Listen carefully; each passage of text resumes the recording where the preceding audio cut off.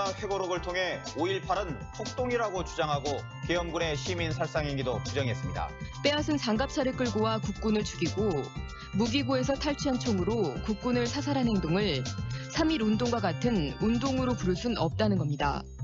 5.18 민주화 사태는 대학생들의 데모가 단초가 되어 일으킨 사건임에도 부상자들이나 사망자들 중 대학생은 단 한 명도 없었고 소위 민주화 운동을 하였다고 한 사람도 없었던 점이다. 여야는 넉 달 전 5.18 진상규명특별법에 합의했습니다. 그러니까 1980년 계엄군이 성폭행을 했는지 헬기에서 시민들을 향해 총격을 가했는지를 따져 규명하겠다는 것이죠. 자유한국당 나경원 원내대표와의 면담을 요구하며 사무실 앞으로 몰려온 5.18 관련 단체들, 여야가 추천한 9명의 위원을 대통령이 임명하면 곧바로 구성됩니다. 계엄군의 헬기 사격, 성폭력 등을 조사할 예정입니다. 안녕하십니까? 오랜만에 뵙습니다. 오늘 제가 5.18 주제로 강의하게 되었는데요. 요즘 모 의원이 인생을 걸고라는 표현을 써서 인구에 회자되었는데 5.18 주제는 87년에 대학에 입학한 저로서는 정말 인생이 걸린 주제라고도 할 만한 것 같습니다. 제가 웬만해서는 이 주제를 쉽게 꺼내기 어려운데 지금 앞에 뉴스 보도처럼 우리나라의 상황이 지금 이 이야기를 꺼내지 않고서는 정말 소중한 여러 이야기들이 묻힐 것 같다라는 생각 때문에 반드시 조명이 되어야 되겠다 생각하고 이 자리에 섰습니다. 그래서 먼저 저는 우리 월요 강좌가 헌법 한 조항씩을 나침반으로 삼아 나아가는데요. 우리가 87년 우리 대한민국 헌법 또 그 이전부터 이 박정희 대통령 시기부터 이 조항은 명시적으로 들어왔고 같은 취지는 건국헌법 때부터 왔다고 볼 수 있습니다. 그래서 헌법 4조를 한번 같이 읽어보죠. 대한민국은 통일을 지향하며 자유민주적 기본질서에 입각한 평화적 통일 정책을 수립하고 이를 추진한다. 우리 헌법은 자유민주적 기본질서에 입각합니다. 뿐만 아니라 이 질서에 입각한 한반도 통일을 지향하고 있습니다. 그런데 정체불명의 민주주의는 우리 헌법이 지향하는 민주주의가 아닌 것입니다. 그래서 자유민주주의가 아닌 인민민주주의, 민중민주주의, 민족민주주의, 촛불민주주의 여러 가지 이름을 붙여도 공동체 민주주의 그것은 다 자유민주주의라면 포함될 수 있지만 그것이 자유민주주의와 대립될 때는 헌법 바뀐 것이죠. 자, 그러면 그러한 표제를 가지고 우리가 오늘 내용을 크게 한번 살펴보겠습니다. 오늘 특히 앞에서도 문제가 되고 있는 5.18 진상규명법 가장 최근에 이 법이 문제가 되고 있죠. 그래서 그 내용을 살펴보고요. 그리고 두 번째로 5.18 그 시기를 이즈음 크게 세 개의 시기로 구분하고 있는데 그걸 한번 살펴보겠습니다. 그리고 제가 어느 정도 임의적으로 뽑은 거지만 크게 세 가지의 의혹이 있다. 이뿐만이 아니지만 그 부분을 살펴보겠습니다. 그리고 거시적 관점이라는 부제가 붙어 있는데 거시적 관점의 첫 번째로 대한민국 현대사죠. 주로 역사. 이 4단계 구분에 관한 우리 강좌에서 많이 나온 이야기입니다만 다시 그 관점에서 5.18을 조명해보고 거시적 관점의 두 번째 각도는 한반도 전환기 정의라는 우리 사무총장님이 연구원을 하시죠. 전환기 정의라는 그 틀에서 살펴보도록 하겠습니다. 그러면 진상규명법 내용을 살펴보면 자 이게 작년에 입법된 법입니다. 그래서 그 목적을 보면요. 이 목적에 자 어떻게 되어 있냐면 당시 그 국가 권력에 의한 반민주적, 반인권적 행위에 따른 인권 유린과 등등 이래 나가요. 그러니까 이 법의 목적대로만 보면 벌써 결론을 많이 내리고 있죠. 이게 이 법에 상당히 처음부터 문제가 제기되어야 될 지점입니다. 제목은 진상규명법이에요. 진상을 규명한다는 것은 무언가 결론이 나지 않은 것을 진상을 밝혀서 결론을 내리는 것을 진상규명이라고 하지 않습니까? 그런데 이 법에 받아보고 1조 목적을 읽어보니까 벌써 숨이 콱 막혀요. 왜냐하면 벌써 목적에서 결론이 이미 내려져 있는 것 같아요. 자, 그 다음에 폭력, 학살, 암매장 사건 등을 조사해요. 그러나 우리는 지금 이미 법이 입법되었기 때문에 그럴 때 우리 법률가들이 두 번째 방법으로 생각하는 것은 해석합니다. 그래서 여러 가지 해석의 여지를 고민해 보는데요. 등이라고 있어요. 등. 그러니까 따른이라고 되어 있습니다. 위에. 그래서 따르는 시간적으로 이렇게 잇따라 온다. 그 다음에 인과적으로 이렇게 온다. 이렇게 될 수 있죠. 그러니까 이 부분이 있다고 하더라도 그 부분만이 아니라 거기에 다른 다른 주체가 뭔가 일으킨 내용도 포함이 될 수 있다. 등도 있다. 그러니까 거기에 따른 어떤 다른 기타 사태도 조사 내용에 포함될 여지가 있다. 이렇게 특히 폭력 이런 게 들어가 있기 때문에 그러면 반드시 주체가 국가 권력, 대한민국 권력이 아니더라도 폭력, 그 무렵에 일어난 폭력 등 그와 유사한 어떤 그런 사태에 대해서 진실을 규명할 것이 있으면 특히 그것이 국민 통합에 기여한다면 그것은 이 법의 내용에 포함되어야 될 거다. 이렇게 이제 해석을 해보고 특히나 이 법만으로 목적만으로 보면 뭘 해석하기 어렵냐면 조사 내용 3조에서 6조를 해석하기 어려워요. 그러니까 6항을 보면 뭐가 되어 있냐면 5.18 민주화운동 당시 북한군 개입 여부 이것을 조사하도록 내용에 포함하고 있습니다. 그러면 북한군 개입 여부라는 그 항목을 보면은 국가 권력, 대한민국 국가 권력이 주체가 아닌 거죠. 그러니까 이미 이 법의 목적을 한 방향으로만 해석해서는 안 된다라고 우리가 주장할 여지가 있다. 이렇게 보이고요. 조사 내용으로 1항에 봤을 때 그 밖의 중대한 인권 침해 사건 및 의혹 사건 이렇게 되어 있어요.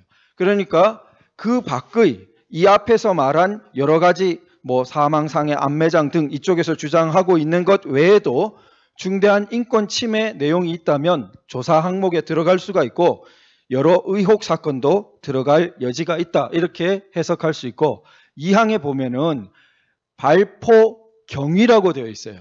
그러니까 쭉 써져 있는데 핵심 단어를 짚어보면 발포 경위를 조사하게 되어 있습니다.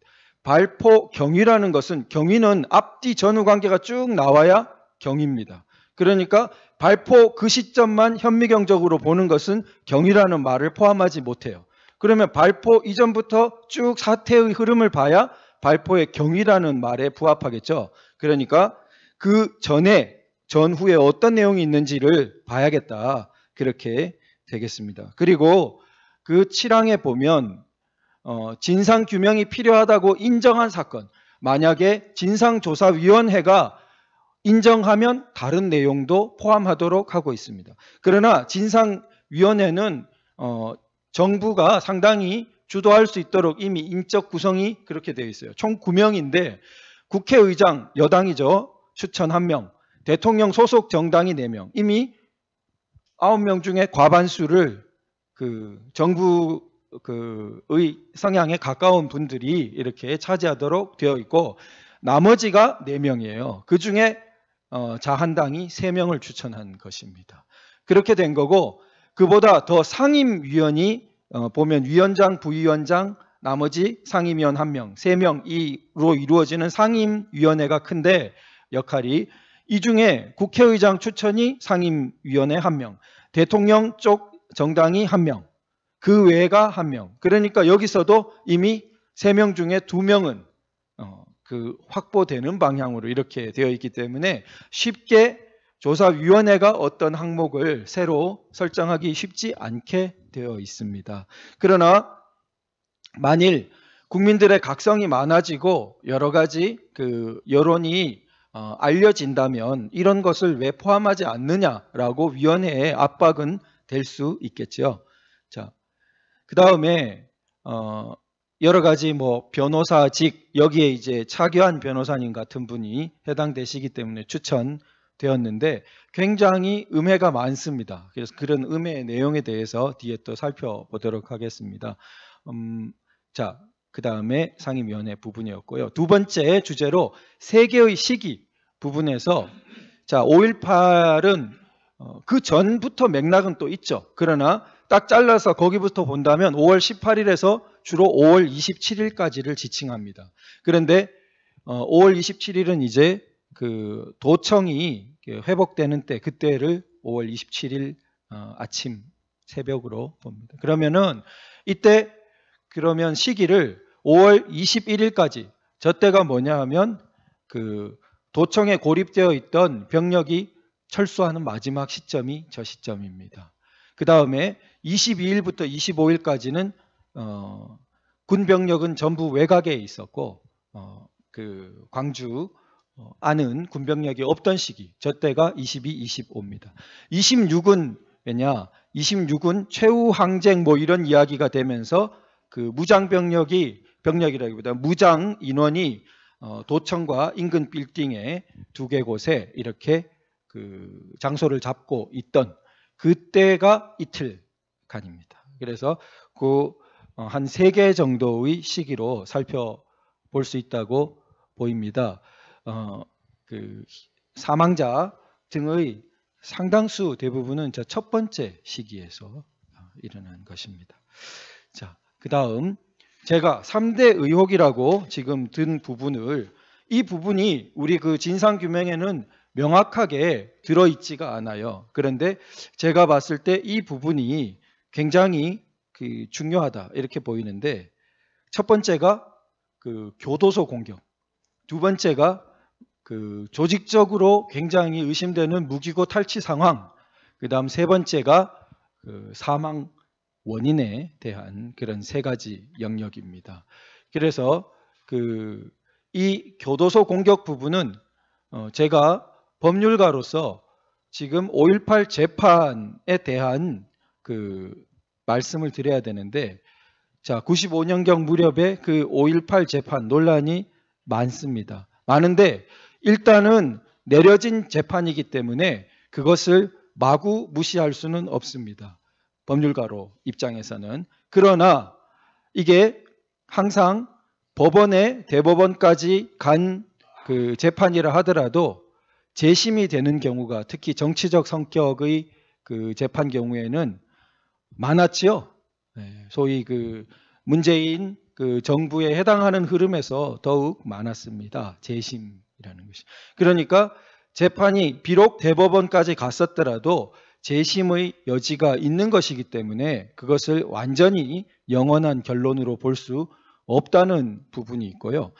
그 재판에 의하더라도 즉 이 재판으로 그 재판의 입장은 뭐였냐면 당시 그 김영삼 대통령 시절 그 재판인데 5.18 때 일어난 그 광주의 일을 헌법 수호 운동이라고 이렇게 틀을 잡은 것이 저 재판입니다. 그런데 그 재판의 입장으로 보더라도 교도소 공격을 수용할 수 없었어요. 예, 그것을 대법원 판결문 살펴보겠습니다. 이게 이제 그 대법원 5.18 재판 판결문입니다. 그 판결문의 자 부분인데요. 이렇게 이제 대법원 사이트 가면 다 검색할 수 있는 내용입니다. 자, 그러면 이 부분 제가 읽어보겠습니다. 원심은 3공수여단 11대대 병력이 1980년 5월 21일부터 같은 달 23일까지 자 21일은 어떤 때라 했죠?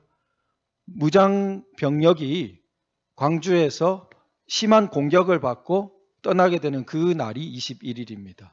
그런데 자 21일부터 그 다음 23일은 군병력이 광주에 있지도 않은 때까지입니다. 그런데 그때까지 광주 교도소 방어 임무를 수행하던 중 무장 시위대로부터 전후 5차례에 걸쳐 공격을 받았다. 이런 사실관계는 2심까지 다 확정된 것입니다. 다 그 고등법원 통과되면서. 그래서 같은 달 22일은 광주 안에 무장병력, 군병력이 없는 날이라고 그랬죠. 그래서 그 광주에 있지도 않은 그 군병력이 어디를 지키고 있었냐? 자, 교도소 앞을 지키고 있는 일부 병력에 대해서 00:40분경에 차량 6대에 분승하여 광주 교도소로 접근하여 오는 무장 시위대와 교전하고 이런 일이 있었고, 같은 날 아침 9시경에는 2.5톤 군용 트럭에 LMG 기관총, 저거는 M60보다 더 큰 거라고 말해요. LMG 기관총 2대가 이렇게 저쪽 편으로 그 민간인이 탈취한 것이 다 나와 있습니다. 그래서 탑재한 상태에서 광주교도소 정문 방향으로 접근하면서 총격을 가하여 오는 무장 시위대에 응사했다. 자, 2차례 교전 과정에서 3사람 사망이 밝혀졌고, 당시 광주교도소는 자, 간첩을 포함한 이 사람들이 170명인가 꽤 있었고, 재소자 약 2,700명이 수용된 주요 국가보안시설이었다. 그래서 그것을 인정한 다음에 다수의 재소자들을 수용하고 있는 광주교도소에 무장한 시위대들이 접근하여 그곳을 방어하는 계엄군을 공격하는 행위는 불법한 공격 행위다. 도저히 이 행위까지는 헌법 수호 행위라고 볼 수 없다고 확정 판결이 된 것입니다. 우리 출발점은 여기서부터 의문을 제기하게 됩니다. 과연 교도소 공격이라는 것이 왜 있느냐? 집요한, 저러한 여러 차례에 걸친 교도소 공격. 자, 자유민주화 운동을 하는 세력이나 사람들이 교도소를 왜 공격하냐? 심각한 의문을 갖게 되는 것이죠. 교도소 공격을 하는 행위를 자유민주주의 헌법을 수호하는 행위라고 법원도 볼 수 없었던 것입니다.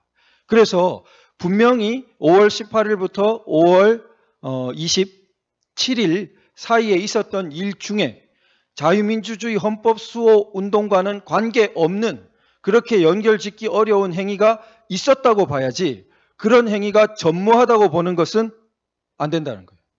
그런 행위가 전무하다, 그런 행위는 하나도 없었다라고 하는 시각은 그 5.18에 대해서 그토록 우호적으로 판결 내려준 95년 판결조차도 인정할 수 없었다. 이것이 우리의 출발점입니다. 그래서 그런 부분이 있다. 그래서 자, 그 부분은 우리가 역사적으로 생각하면 조금 더 심각한 부분이 있어요. 그러니까 유명한 체제 전복적인 사태, 프랑스 혁명의 바스티유 감옥 습격, 유명한. 그래서 교도소를 공격한다는 것은 굉장히 어떤 자유민주 헌법을 수호하고자 한다, 이런 체제를 수호하고자 한다는 행위, 저항적인 일종의 행위라기보다는 굉장히 체제 전복적인 상징성을 갖는 행위인 것이죠.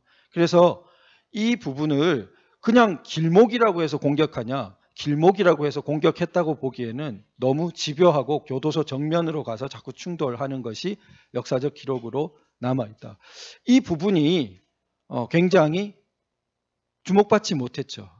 그래서 이런 부분이 밝혀져야 된다. 그런 의혹이 남아있기 때문에 국민들의 어떤 통합이 되지 않는 것이다. 그 부분에 대해서 우리가 생각할 필요가 있다고 여겨집니다. 자, 그 다음에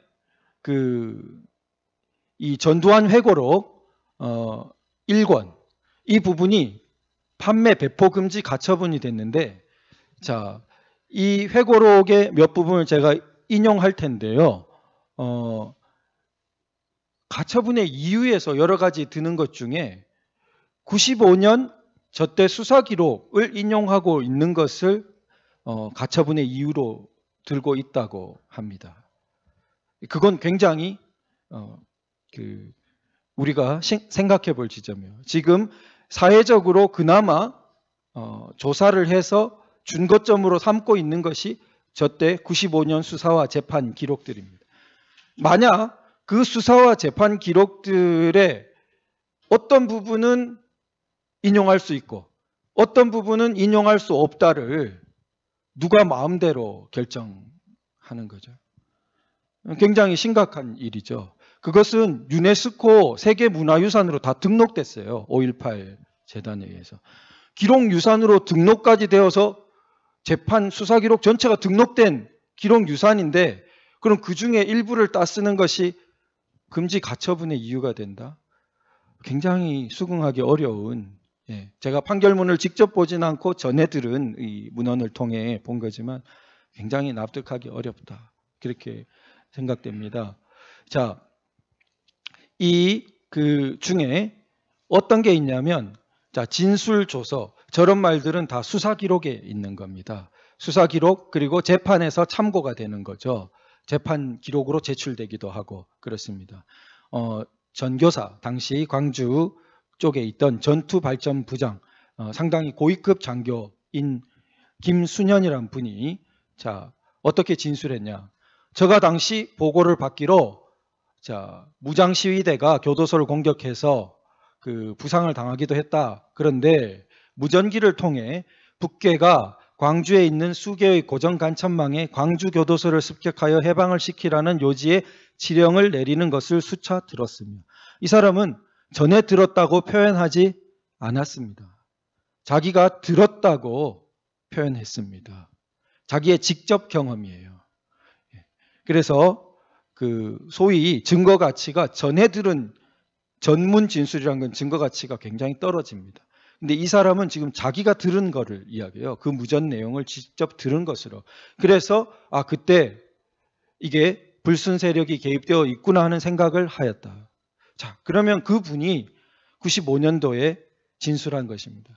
저는 그 전두환 회고록을 읽으면서 가처분이 되기 전에 읽은 것 같아요. 그래서 이것을 읽으면서 참 그 역사의 좀 그 아이러니기도 하고 섭리나 신비감 같은 걸 느꼈는데, 사실 그 이 당시 뭐 전두환 노태우 대통령 그 전 대통령 재판이 아주 그 유명했고 뭐 사형 뭐 옥살이 이런 게 다 있었죠. 그런데 그 와중에 뭐가 생겨났냐? 그 방대한 수사 기록과 재판 기록이 생겨난 겁니다. 이 수사 기록과 재판 기록을 지금 만들려고 하면 만들 수 없습니다. 그 당시는 80년으로부터 15년 지난 뒤예요. 그러니까 관련자들의 기억이 훨씬 생생하고 그 관련자들의 생존율도 굉장히 높은 때입니다.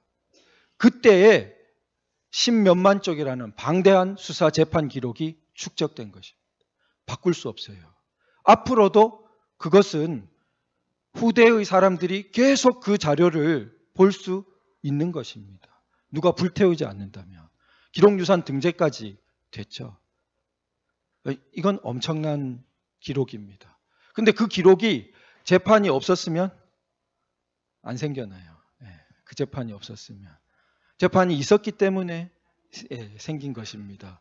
자, 그리고 모든 그 이후에 5.18에 대한 의혹 제기는 전부 그 출발은 이때 이 수사기록, 재판 기록에서부터 많이 출발합니다.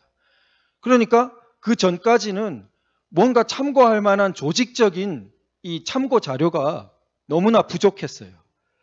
그런데 자, 여기서 이 수사 재판 기록과 기자의 취재 사이에 우리가 그 질적 차이를 살펴봐야 됩니다. 기자의 취재는 부분적이에요. 여러 기자의 부분적인 취재를 모은다 해도 그 양은 상당히 로우 머티리얼의 원재료로서의 가치는 있지만 그게 어떤 체계적이고 종합적인 전모를 보인다고 보기 어렵습니다. 광주 교도소에 직접 취재한 기자는 거의 없는 거죠. 제가 알기로는 직접 취재한 기자는 없습니다. 그렇다고 광주 교도소 공격 사건이 없어집니까? 그건 사실로 분명히 나와 있는 거예요. 그러면은 기자의 취재만 모으면은 광주 교도소 공격 같은 것은 없는 채로 판단하고 그 사태를 보게 되지 않습니까?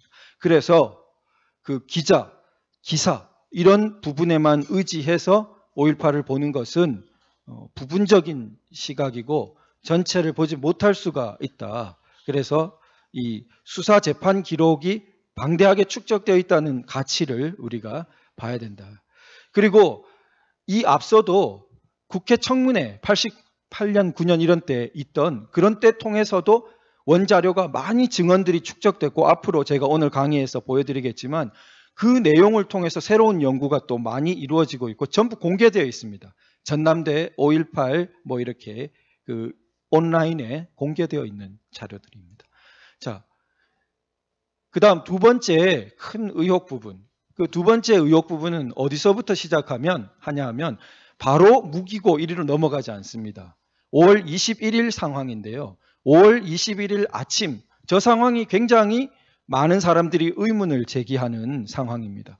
뭐냐 하면 24단 지휘 차량 지프 14대를 타고 사단장 등 별이에요. 사단장 등 고위 지휘부가 광주로 막 들어가려고 하고 있습니다. 새벽 용산을 떠나서 08시 굉장히 이른 아침이죠. 08시경 광주 공단 입구로 도착한 이 14대의 지휘 차량을 공격했어요. 이 14대의 지휘 차량이 매복해 있던 시위대로부터 공격을 받고 화염병, 몽둥이 등등으로 뺏겨버려요. 이 14대가 다 뺏겨요. 사실 좀 부끄럽죠. 사단장하고 다 뺏겨버려요. 그러니까 굉장히 보통 사람들이 아닌 거죠. 이게 그래도 군인 아닙니까? 그리고 별이고 그러면 자존심이 있지. 그냥 맨몸 싸움 해가지고 내줬겠냐. 이게 굉장히 위협을 느끼니까 다 뺏겼죠. 그래서 이 14대가 뺏겼어요. 그러니까 14대가 뺏겨서 그 다음에 이 14대가 어디 갔냐? 14대가 아시아 자동차로 갔어요. 그래서 전체가 아닐 수 있지만 이 지프차의 상당 부분이 아시아 자동차로 갔고 아시아 자동차에는 또 몇백 명이 더 와요. 그래서 아시아 자동차에 있던 장갑차 4대 그리고 군용 트럭 등 총 56대가 밖으로 빠지게 되는 겁니다. 이게 그래서 군용 트럭 이 위세가 커요. 그냥 차량보다 2.5톤 군용 트럭 보셨죠? 이렇게 사람 많이 타는 군용 트럭. 자, 그리고 이때 군수품 생산하는 공장이었기 때문에 그리로 됐고 장갑차도 4대. 그런데 이게 이제 의혹이 되는 것이 굉장히 이 아시아 자동차 사람들도 웬만해서는 안 내줄 거 아닙니까? 그런데 그때 지프차를 많이 강조했다는 거예요. 사단장 지프차. 그러니까 야, 군에 이렇게 사단장 지프차 1호 차량으로 다 우리 군대 갔다 오신 분은 아시면 번호가 딱 표시가 납니다. 그러니까 사단장 지프차가 와서 일종의 응급 군수물자 징발하는 것처럼 하는데 왜 안 내주냐 이렇게 따지니까 미심쩍지만 이렇게 내주게 되는 상황으로 가게 된 거죠. 그러니까 지프차를 이렇게 확 가져올 때 저희가 있지 않았냐는 의혹을 제기하는 것이 그 의혹을 왜 제기 못하냐는 거예요. 의혹을 제기하는 입을 틀어 막겠다? 되겠냐는 겁니다. 의혹이 있지 않냐 지금. 자, 그 14대가 뺏기는 상황. 그 다음 그 14대를 이용해서 아시아 자동차의 장갑차와 군용 트럭이 막 저렇게 나오는 상황. 그리고 그 다음에 이제 여기에 장갑차를 운전한다는 것도 의혹을 제기하는 사람 많이 제기해요. 그 당시는 지금보다 운전이 보편화가 안 됐고 장갑차는 특수 차량이라 아무나 운전할 수 있는 게 아닌데 어떻게 그렇게 쉽게 몰고 나오냐 이렇게 이제 의문이 제기되었습니다. 그런데 그 다음에요. 그래서 이게 그러면은 굉장히 생생한 그 원자료가 있습니다. 자, 어떻게 되냐면 62연대 상병 당시 박윤수 이분이 군대에 보면은 이게 상황 보고할 때 짧게 씁니다. 옛날 그런 타자기 같은 거로 치고 그 문체로 딱 되어 있습니다. 자, 08시 10분 지휘차량 육로 이동 광주시 자, 도착 시 차량 4분의 1톤 저게 찝차를 말합니다. 4분의 1톤 차량 14대 피탈 인원 2명 부상 1명 실종 나중에 돌아왔다고 그래요. 실종자 1명 이후 생존 확인 이렇게 당시 타전한 것입니다. 상황 보고 이런 로우 머티리얼이 딱 있기 때문에 저 부분의 사실성을 기본적으로는 의심하기 어려워요. 저 피탈됐다는. 자, 그래서 저 일련의 상황도 굉장히 심각한 의문을 제기하게 되는 것입니다. 그런데 말씀드린 것처럼 교도소 공격, 그 다음에 지금 지휘 차량 공격, 명확히 내가 그 일을 했다고 하는 사람이 잘 없어요. 그러니까 계속 의혹으로 남아 있는 것입니다. 그런데 아까 보시면 진상규명법엔 이런 거는 없죠. 예, 굉장히 일방적으로 정해진 진상규명법이에요.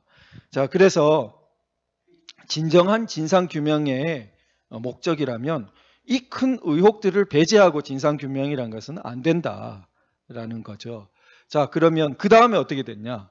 이 차량들이 순식간에 여기 지도에 표시된 38곳 혹은 44곳이라 그러는데 이 전남 지역 무기고로 막 갔습니다.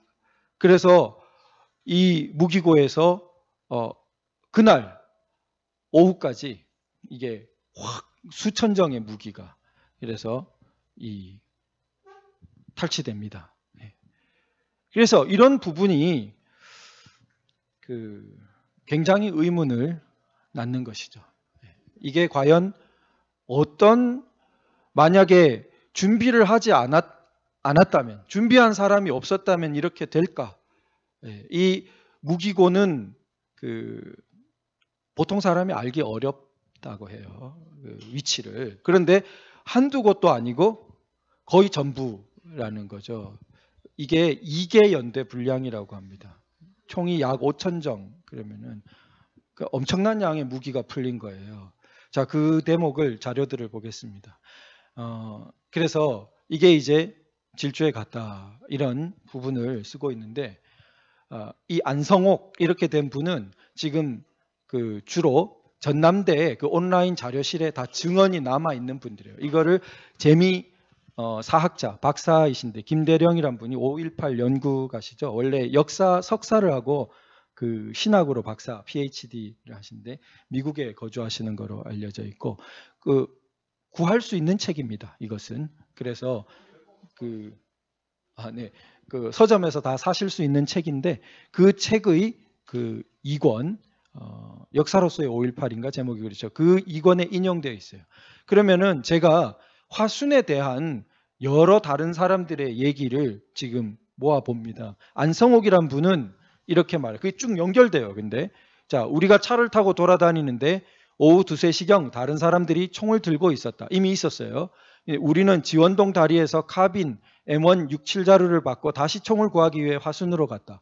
우리 뒤에는 지프차 한 대가 따라왔다. 우리가 화순에서 좀 들어가니 다리를 건너 멀리 지서 태극마크가 보였다. 지금 생각하니 화순 동면 지서인 것 같다. 우리 중의 한 명이 공중을 향해 공포를 2, 3번 쏘았다. 그랬더니 지서 안에 있는 순경들이 논을 타고 꽁지가 빠지게 도망쳤다. 이렇게 쓰고 있어요. 그다음에 김용준이라는 분은 어떻게 쓰고 있냐면 다 진술한 겁니다. 1989년에 무장을 위해 화순 방면으로 가는 트럭에 올라탔다. 트럭에 탄 10명 이상의 시위대와 함께 화순군 동면지서 무기고로 향했다. 오후 2, 3시경으로 기억된다. 우리 뒤에는 트럭 2대와 지프차 한 대가 따라오고 있었다. 동면지서 무기고는 자물쇠로 굳게 잠겨 있었다. 우리 차에 탄 트럭 운전수가 차를 돌려 무기고 문을 들이받았다. 문은 박살이 났다. 주위에서 구경하던 마을 사람들과 우리들은 일제히 와하는 환호성을 터뜨렸다. 무기고에는 카빈 소총과 실탄 등이 있었다. 그곳에 있던 3, 40명의 시위대는 모두 무기고로 들어가 각자 총과 실탄으로 무장했다. 이렇게 쓰고 있어요. 자, 문관이라는 성명입니다. 문관이라는 분이 또 1989년에 이런 진술을 해놨습니다. 나는 바퀴가 10개 달린 GMC 트럭에 타고 다른 5, 6대 차량과 함께 동면지서, 화순군 계속 동면지서 이야기예요. 엉겁결에 차에 탔기 때문에 처음에는 차들이 어디를 향해 가는지 몰랐다. 이분은 엉겁결에 탄 분이에요. 근데 그 차를 운전하는 분은 알고 있었죠. 자, 그래서 먼저 차에 타고 있던 사람이 수건 하나를 주었고 그들 모두가 똑같은 수건을 가지고 있었다. 20여 명이. 우리가 이 수건을 의심하는 분들도 있어요. 표식이 아니냐. 근데 어쨌든 우리가 1시 40분쯤 화순 동면지서에 도착해보니 우리보다 먼저 와 있던 시위대들이 무기고에서 무기를 가지고 나와서 차에 싣고 있었다. 또 어떤 사람들은 LMG 2대를, 이게 이제 큰 기관총, 옥상에 설치한 그런 거를 가지고 나와서 내가 탄 차에 하나를 설치해 주었다. 이렇게 쓰고 있어요. 이게 각자 다른 세 사람이 진술이 굉장히 일관되죠. 예, 화순군 동면 지서에 대한 한 곳에 대해서 그럼 다른 곳도 조사해 보면은 다른 곳의 무기고에 대한 정황도 이렇게 상세하게 나올 수 있을 것입니다. 만약 조사의 그 관심을 가지고 한다면. 그러나 초점이 이리로 맞춰지지 않는다면 조사가 안 되겠죠. 예, 지금은 산재된 자료들이 있는데 관심을 가진 역사가가 노력을 해서 끼워 맞춘 거예요. 간신히 여기저기 산재되어 있는 걸 보니까 이렇게 연결이 되는구나. 이렇게. 자, 그래서 지금 한국기독교교회협의회 NCCK죠. 1987년 자료입니다. 이 한국기독교교회협의회 맞나요? NCCK? 예, 예. 는 친정부적이에요. 지금 그런 단체로 예. 예, 문재인 정부로 봤을 때 친문재인 정부적인 유명한 단체로 알고 있습니다. 그럼 그 단체가 이렇게 쓰고 있으면 뭐 총기의 숫자나 이런 게 뭐예요? 느릴 이유가 없죠. 이분들은 줄이면 줄였지 탈취한 총기의 숫자예요. 여기 보면 어때요? 38개 무기고에서 이건 이제 인용은 아니고 인용은 이래 직접 인용은 카빈 2240정, M1 1225정. 이 벌써 수천 정이에요. 그다음에 권총 16, LMG 2개, 실탄 여기 실탄은 이제 제가 비교해 볼 텐데 실탄은 이분들은 46,400발이라 했어요. 기관총 또 M60은 LMG보다 작은 거. 그거 10여 정. TNT 요것도 또 달라요. 이분은 내상자라 그랬어요. 수류탄, 뇌관, 장갑차 등 이렇게 했다 이랬어요. 그러나 종류는 상당히 다 나왔어요. 수류탄도 있고 TNT도 있고 뭐 M60도 있고 자 그랬어요. 그러면 이 회고록에서 다시 회고록보다 자 뒤에 가봅니다. 회고록에서 이제 군 자료를 보면 5월 27일 상황이 종료된 다음 도청에서 회수한 지금 총기입니다. 도청에서 회수한 게 2,836정. 그 다음에 탄약이 보세요. 83,724발. 회수한 게 83,724예요. 그럼 앞에 NCCK 4만 몇천은 틀렸죠. 예, 이미 다 쓰고 회수한 게 그래요. 자, 그러면 폭약이 300상자 막 이렇게 나왔습니다. 그러면 다른 자료에서는 탄약 넷째 줄에 가보세요. 28만 8,680발. 그러니까 엄청난 탄약이 풀린 겁니다. 총은 총 5,403정. 자, 이런 그 기록들을 볼 수 있습니다. 자, 그 다음 세 번째. 이게 이제 제가 굉장히 조금 길 수 있는데 사망 원인에 대한 문제예요. 우선 사망 숫자. 사망 숫자가 저도 제가 이제 1987년 대학에 들어갔는데 87년에 들어간 사람하고 88년, 89년 들어간 사람이 조금 차이가 뭐냐면 87년은 아직 광주 청문회 같은 게 열리기 전입니다. 예. 87년 헌법 이전이 87년에 들어간 거고 그래서 소위 80년대 학번의 제일 끝이에요. 그리고 그 이후에는 광주가 상당히 이렇게 정보가 어느 정도 풀린 이후예요.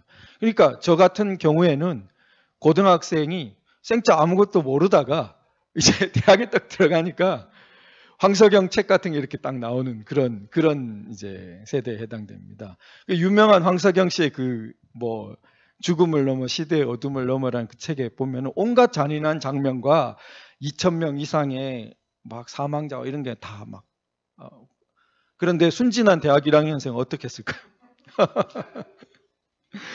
이루 말할 수 없는 충격을 받아요. 예. 이게 내가 알던 대한민국이 이거냐. 예. 뭐 엄청난 충격에 빠지고 선배들이 또 이렇게 테이프도 하나씩 줍니다. 테이프에 보면 그 유명한 그 방송 막 이렇게 뭐 모여주십시오 막 하는 그런 이 방송 같은 거 들어있는 테이프예요. 그럼 막 저같이 조금 문학반도 했던 그런 사람들 막 웁니다. 그래서 웃을 일이 아니죠. 네, 그 참 너무나 충격적이고 그랬고 아마 그런 충격이 동반되어서 공대를 다 못 다닌 것 같아요. 그건 웃어도 되겠죠. 그러니까 이제 저는 이렇게 나라에도 기여하고, 물론 저도 그게 길이 되니까 갔겠지만 그렇게 이제 공대를 택해 갔는데 이게 와, 우리나라 이런 거였어? 이렇게 굉장한 그 충격을 받게 되는 거죠. 그런데 그때로부터 몇 년이 지났습니까? 지금 80년으로부터 치면 40년이 가까워오고 87년으로 쳐도 30년 넘어가 지났어요. 황석영 씨의 2,000명 설이 입증되기는커녕 사망자 200명 안 넘어가요. 예. 예. 물론 사람은 한 사람도 다 소중합니다. 한 사람도 소중하죠.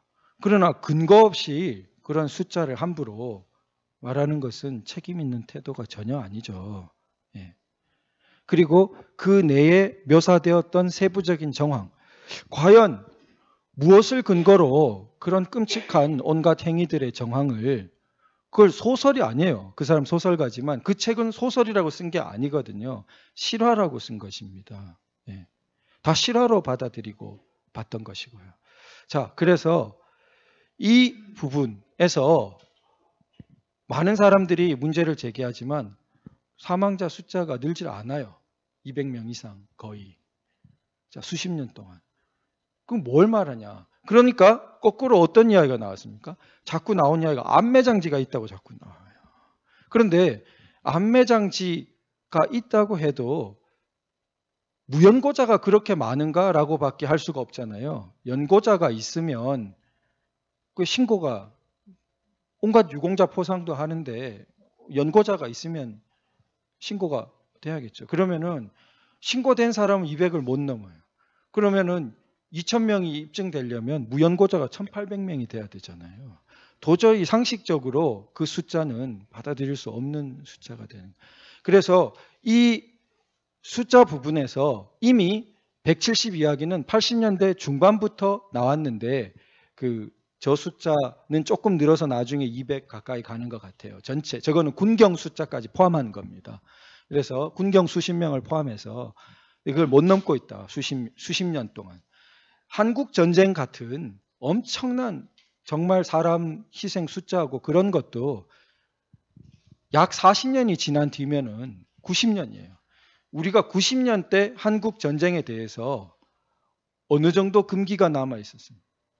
상당히 많은 것들이 풀렸죠. 한국 전쟁에 대한 온갖 이야기들이 나올 수 있는. 지금 40년이 되어 갑니다. 그런데 이야기를 못 푼다? 그것은 뭔가 우리가 생각해 봐야 될 지점이에요. 예. 그래서 어떤 역사는, 큰 역사는 전모가 이해되는데 시간이 오래 걸리는 것들이 있습니다. 그래서 저는 특히 이제 과를 옮겨서 문학을 했기 때문에 문학은 엄청나게 이 문제를 다뤘습니다. 뭐 한국 전쟁과 그 5.18를 빼고 80년대 문학, 뭐 한국 문학을 이야기한다는 게 어려울 정도예요. 거기 거의 짓눌려 있다시피 한 시기들입니다. 그런데 톨스토이가 전쟁과 평화를 썼는데 전쟁과 평화는 나폴레옹이 러시아를 침략한 그 시대를 다루는데 톨스토이가 글 쓴 거는 한 60년도 더 뒤인 거로 알고 있습니다. 그러니까 큰 사건을 다루는 데는 좀 거리도 필요하고 전모를 파악하는 데 시간도 필요하고 그렇겠죠. 그래서 어쩌면 우리가 그러면 그렇게 될 때는 사실관계에 대해서 시간이 가면서 점차 밝혀지고 그런 부분이 있겠죠. 그런데 만약 지금 사실관계 부분을 자꾸 외면해 버린다면 그거는 역사에 대한 역사로서 다루는 게 아니죠. 그래서 이제 신화냐 역사냐 이렇게 이제 의문을 제기하는 분들이 있죠. 자, 프랑스 혁명 같은 것도 처음에는 다 찬양 일색이었습니다. 그런데 그게 굉장히 거셌습니다. 그래서 역사학계에서 프랑스 혁명에 대해서 굉장히 비판적인 시각으로 그 내에 있었던 잔악한 행위들에 대해서 연구한 것은 제가 알기로는 본격적인 것은 거의 20세기로 알고 있어요. 100년 동안이나 그걸 짓눌렀던 겁니다. 사람들이 그런 압력이 셀 수 있어요. 우리 한국 전쟁도 그 한국 전쟁이 남침이 아니다. 이런 이야기가 외국 학자에 의해서 나온 글 수정주의라고 하는데요. 그런 뭐 내전이거나 유도된 남침이거나 뭐 이런 식의 한국 전쟁에 대한 그런 이야기가 나온 것 자체가 시간이 좀 걸립니다. 그러나 나왔다가 다시 아니야, 다시 러시아, 소련 해금된 자료를 보니 남침이 분명해. 이렇게 이제 됐죠. 그런데 그런 과정 자체를 거부해버리면 그거는 역사에 대한 태도가 아니죠. 프랑스 혁명이 온갖 잔악한 행위들이 뒤에 이제 연구가 한 번 그 방향으로 자리를 잡자 이제는 본물처럼 쏟아졌습니다. 프랑스 혁명의 잔혹한 행위들에 대해. 그러나 그게 수십 년 연구를 통해서 온갖 이야기가 다 나왔다 쳐도 프랑스 혁명이 의의가 없어집니까? 그렇진 않아요. 이 프랑스 혁명에 대해서 이런 측면과 저런 측면을 보는 것이 있지 근대 민주주의 혁명으로서 프랑스 혁명이 의미가 0이 되어버렸다?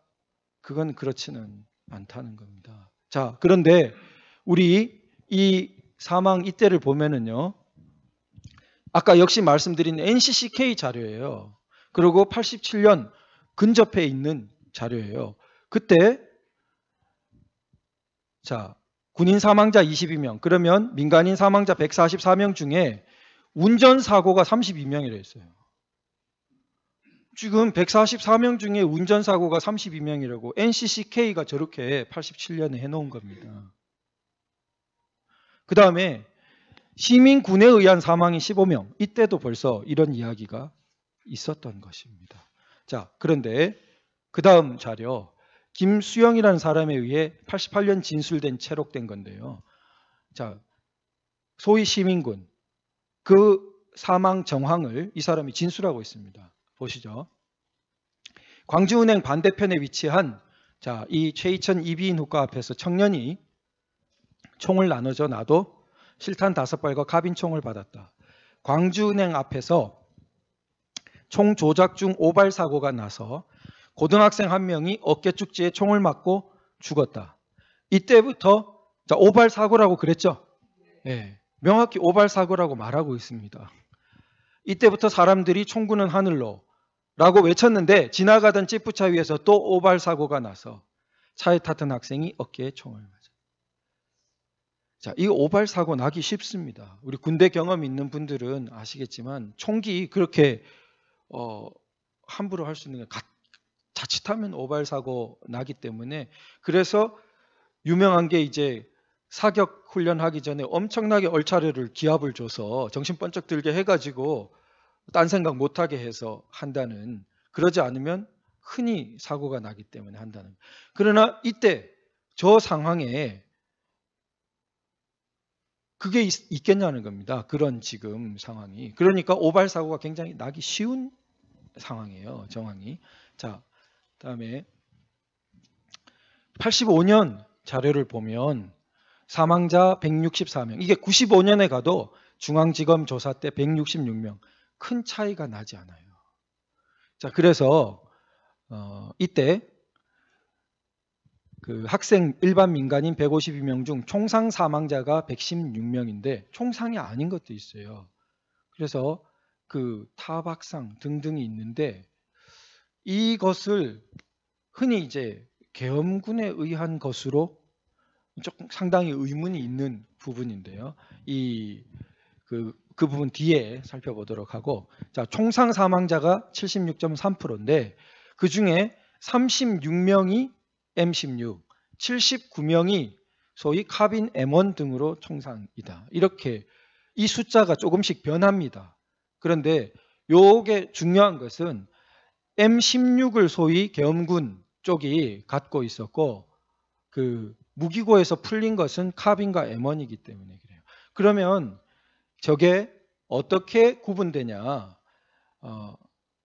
그 M16은 뒤에도 그 나오지만 이 M16에 의한 총상은 그 표시가 납니다.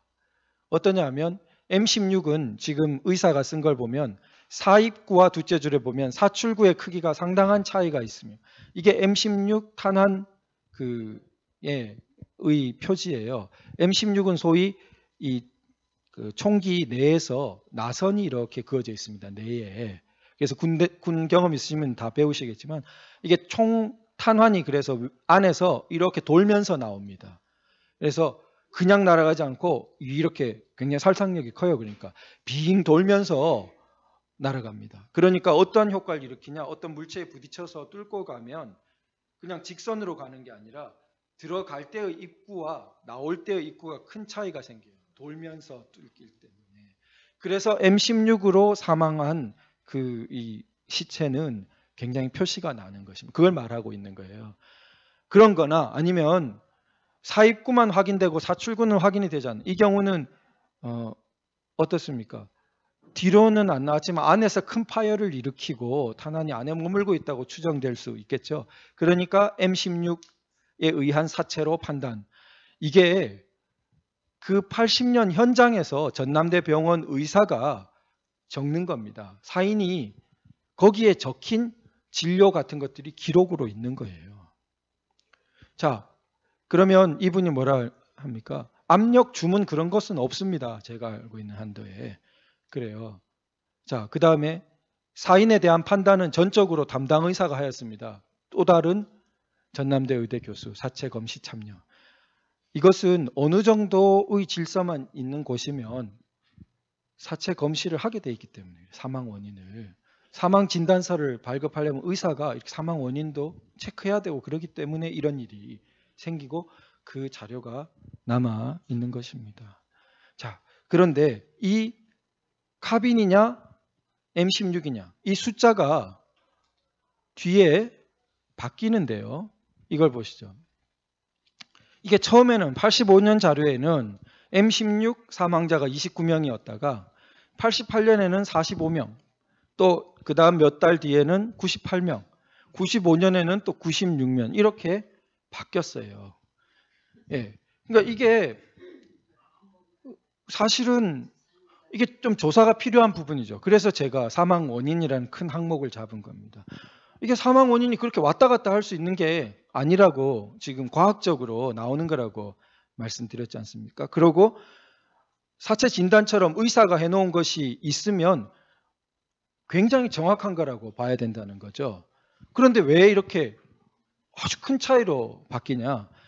뒤에 저 95년 이 무렵에 신고한 대로 이렇게 했다는 이야기가 있어요. 신고한 대로 하면 안 되죠. 사인이란 것은. 그건 객관적인 사인을 밝혀야 되는데 그러면은 자 이렇게 관련 유족이나 이런 사람이 이렇게 신고 그러면은 M16 사망자가 왜 늘어나느냐? M16 사망이어야 예, 군에 의해서 사망이 되는 거죠. 그런데 거꾸로 이걸 거꾸로 지금 차기환 변호사 추천된 그 변호사를 공격하는 데 쓰이고 있어요. 노컷 뉴스인가 이렇게 보도를 했던데 차기환 변호사님은 이 의문을 역시 어떤 자리에서 제기를 했어요. 카빈총에 의한 사망자 이거를 제기를 했어요.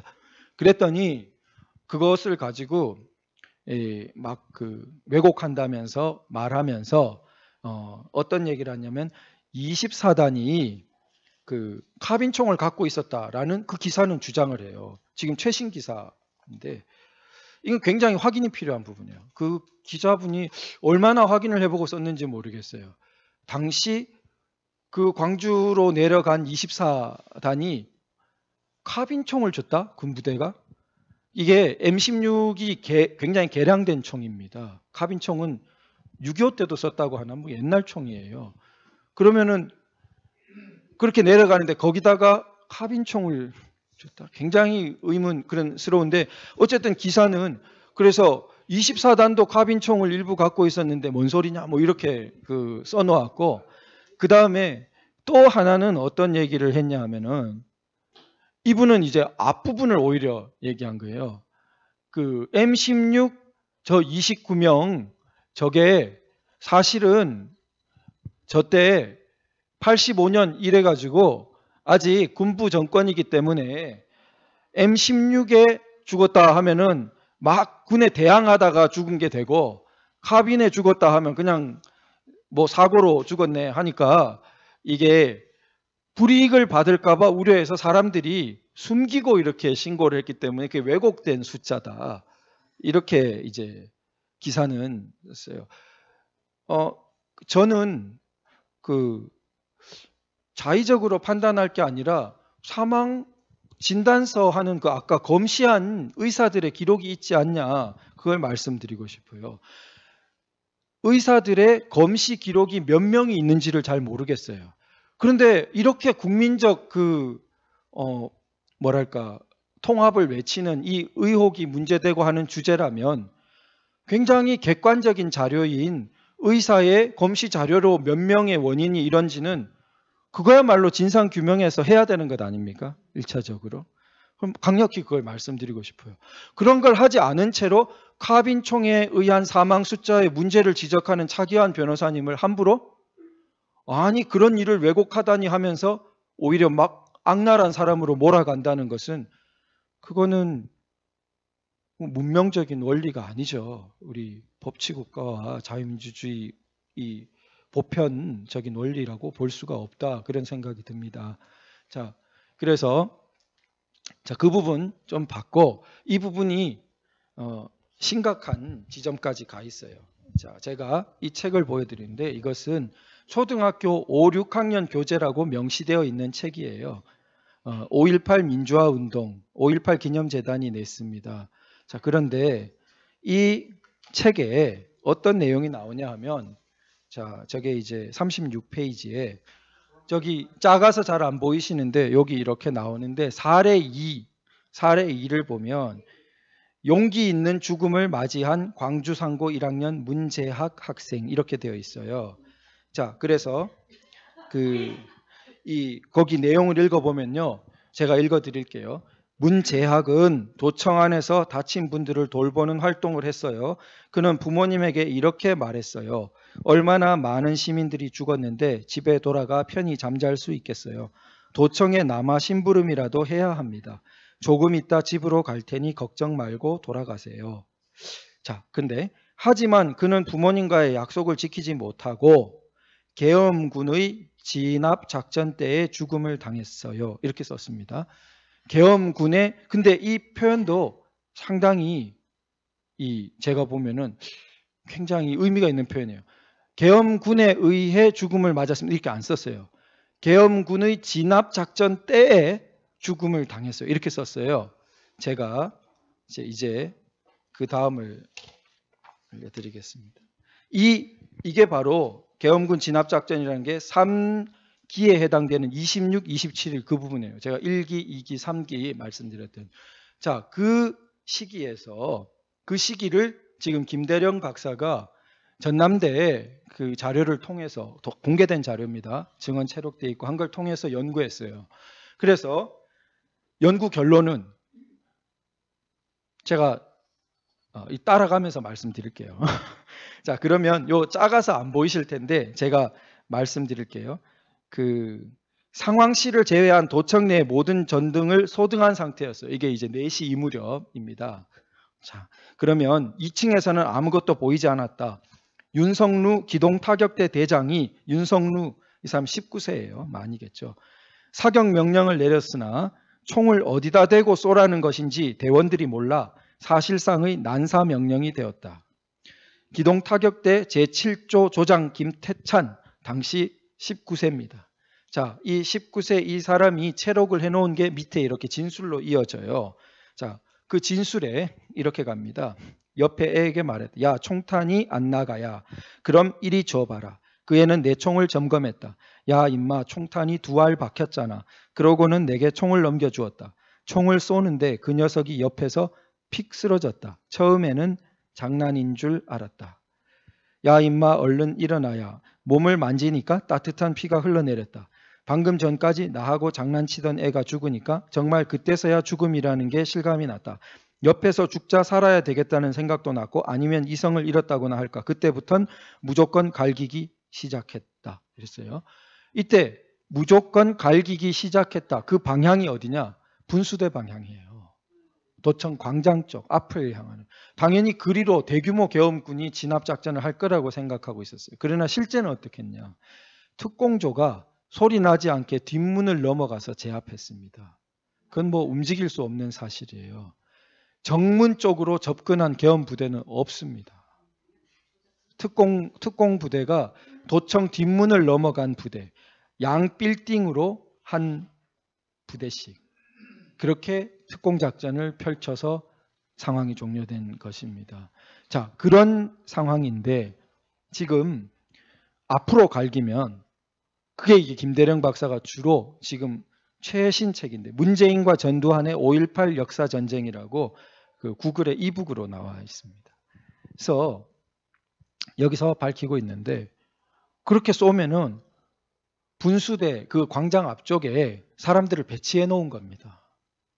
그 나 어린 학생들이 거기에 많이 있었는데 그 위에서 쏘니까 자, 그 상황이 나옵니다. 또. 자, 김태찬의 증언으로도 그럼 김태찬 옆에 있던 사람이 죽은 건 뭐냐? 그거는 밑에 보면 이런 게 나옵니다.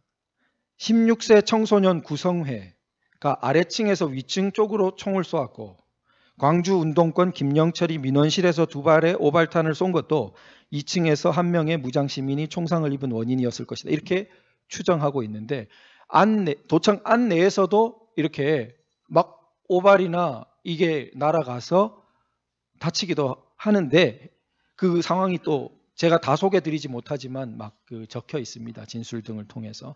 그런데 문제는 지금 앞으로 갈긴 이거예요. 앞으로. 그럼 앞으로 하면 방향이 정문 쪽이니까 그러면 어떻게 되느냐. 자, 제가 이제 117쪽 가면 도청 117쪽에 이제 위에 이런 게 나옵니다. 도청 분수대 화단 뒤에 무장 시민들이 배치되어 있었음에도 불구하고 박남선, 신만식, 김태찬 등이 그쪽으로 M16 소총 연발 사격을 하였을 때 이재춘 옆에 있던 2명의 광주상고 1학년 학생 문재학과 안종필이 그 총에 맞았다. 그때 나이가 16세였다. 자, 이게 이재춘의 진술로 나오는 것입니다. 이재춘의 그 아래에 인용되고 있는 진술에 뭐냐 하면 이렇게 되어 있어요. 나는 도청 분수대 앞쪽의 화단 뒤에 숨어 있었다. 어디선가 총소리가 계속적으로 들려왔다. 나와 같이 다른 화단의 뒷부분에서 지키고 있던 도청으로 지원 나온 2명의 시민군이 푹 고꾸라졌다. 내가 그들에게 고개를 숙이라고 했는데 고개를 들고 있다가 총을 맞았다. 그들은 상무관 쪽의 군인들에게 총을 이 사람은 뒤에 계엄군이 와 있는 거로 생각했어요. 그런데 지원병 2명이 죽자 나는 무조건 상무관 쪽을 향해 총을 갈겨대고 낮은 포복으로 도청 안으로 들어왔다. 이 말이 모순되죠. 만약에 이 안에 계엄군들만 쏘고 있었다면 이 사람이 계엄군한테 나 잡으라고 도청 안으로 들어갈 리가 없겠죠. 이 사람들은 오발이란 걸 알았던 겁니다. 다른 진술을 보면 더 명확한 게 나와요.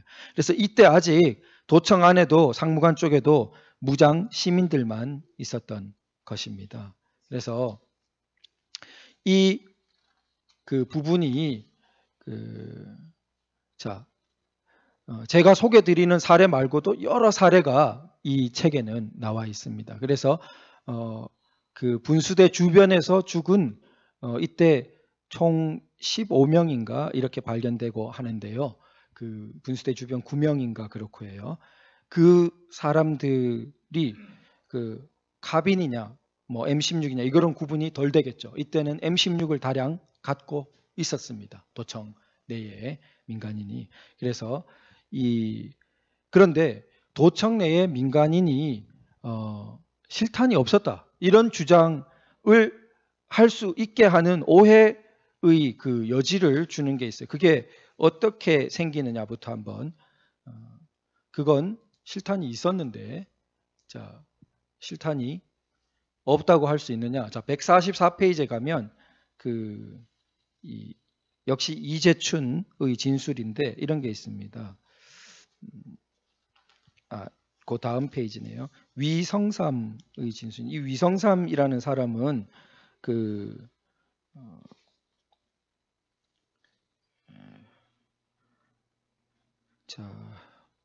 제가 지금 이 진술이 위성삼이라고 위성삼 맞네요. 위성삼은 여기서 꽤 간부 역할을 하던 사람입니다. 그런데 그 146페이지에 제일 아랫부분인데 145회 국회 1989년에 진술해서 이렇게 하고 있습니다.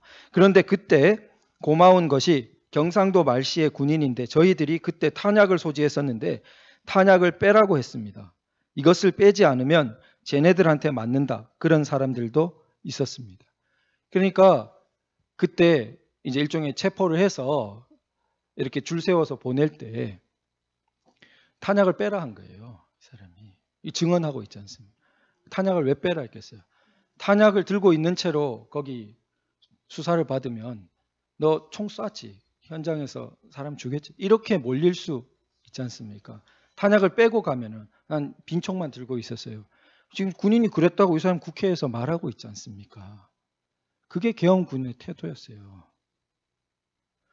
자, 그랬는데 지금 이 책에서 어떻게 하냐.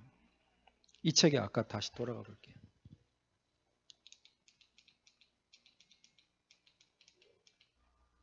이 책에 오른쪽 페이지 있죠? 오른쪽 페이지가 35페이지인데 저기에 중간쯤 부분에 어떻게 돼 있냐면요. 어쩔 수 없이 두 손을 들고 항복하러 나가는 시민군에게도 총탄이 쏟아졌어요. 탄약 갖고 있는 사람한테 탄약 버리고 잡혀가라고 지금 말해줬다고 증언돼 있죠. 근데 여기 이 어린이에게 가르치는 이 책에 어떻게 써져 있습니까? 항복하러 나가는 맨손으로 이렇게 항복하러 나가는 시민군에게 총탄을 쐈다고 저렇게 쓰고 있어요. 자, 이것이 오히려 실상은 어떠했는지를 다시 더 보겠습니다. 이게 그 89년 광주 청문회에서 143조에 나온 이야기인데 89년 광주 청문회 국회에서 할 때 김홍길 위원이 임수원이라는 대령한테 묻습니다. 광주 그때 당시 계급 중령 이 사람 특공조의 지휘관 대장이었습니다. 자, 이 사람한테 도청 진입 당시 살려달라고 애걸하는 사람도 처참하게 사살됐다는 그러한 주장이 있습니다. 증인께서는 여기에 대해서 책임 여부를 분명히 밝혀주시기 바랍니다. 하니까 이제 임수원 당시 중령이 이렇게 말합니다. 여기 앉아 계시는 위원님도 마찬가지겠습니다만 저희 군인도 여러 위원님들과 형제자매 또 국민들의 자제로 이루어진 군인들입니다. 제가 예를 하나 든다면 예를 들어요. 도청에 들어가 가지고 이제 막 무전기를 들고 야 빨리 작전을 종료할 수 있도록 해라 하고 독려를 하는 중에 바로 발밑에서 총성이 두 발 딱 났습니다. 그래서 긴장을 해가지고 어떻게 된 것인가 하고 딱 확인을 해보니까 바로 도청 그 안에는 아주 많은 장비도 질비하게 늘어져 있었고 차량이 많이 있었습니다. 차 밑에서 총을 바로 저를 보고 쏜 것입니다.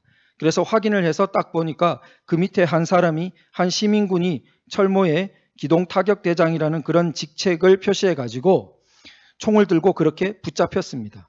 그래서 제가 보시다시피 키가 좀 작지 않습니까? 그래서 쳐다봤습니다. 그 순간에 옆에 있던 우리 병사가 노리쇠를 후퇴 전진시켜서 딱 잡았습니다. 너 이놈 급구 만료하면서 왜 이래 다른 임무 수행해 하면서 제가 화가 나서 뺨을 한 대 때렸습니다. 아마 지금도 광주에 계시는가 모르겠습니다. 그래서 당신 나하고 무슨 원수가 져서 서로 죽이려고 총을 쏘고 그러느냐.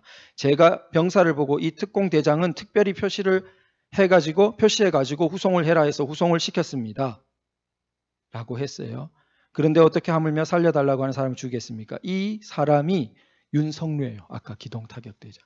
여기 표시가 이렇게 기동타격대장이라고 철모에 나왔다 하지 않습니까? 그러자 윤석루 이분도 증인으로 나왔어요. 국회에. 89년 2월 23일 광주청문회에 윤석루 증인이 나왔습니다. 그러자 윤재기 위원이 물었어요. 지난번 청문회에서 임수원 증인이라고 당시 3공수 11대대장이 도청 앞 진압부대였는데 증언을 통해서 윤석루 증인이 임수원 대령을 향해서 두세 발 총을 발사했다고 증언하였는데 이것은 사실입니까? 이렇게 물었어요. 그러자 윤석루 증인이 어떻게 대답했냐. 그래서 도저히 빠져나갈 수가 없는 상황에서 제 동지들이 수류탄으로 자폭도 제의를 했었지만 그것은 나는 의미가 없다고 보고 어차피 나가서 잡혀 죽으나 여기에서 총을 쏴서 죽으나 마찬가지라고 생각했기 때문에 그래서